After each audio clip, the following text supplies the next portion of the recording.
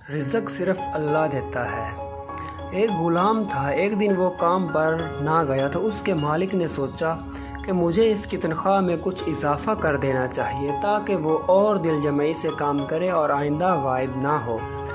اگلے دن مالک نے اس کی تنخواہ سے زیادہ پیسے دیے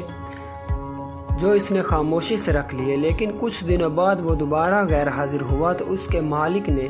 غصے میں آ کر اس کی تنخواہ میں کیا گیا اضافہ ختم کر دیا اور اس کو پہلے والی تنخواہ ہی دی۔ غلام نے اب بھی خاموشی اختیار کر لی تو مالک نے کہا، جب میں نے اضافہ کیا تو تم خاموش رہے اور اب جب کمی کی تو پھر بھی خاموش ہو کیوں؟ تب غلام نے جواب دیا، جب میں پہلے دن غیر حاضر تھا تو اس کی وجہ بچے کی پیدائش تھی اور آپ کی طرف سے تنخواہ میں اضافے کو میں نے وہ رزق خیال کیا جو وہ اپنے ساتھ لے کر آیا، اور جب میں دوسری مرتبہ غیر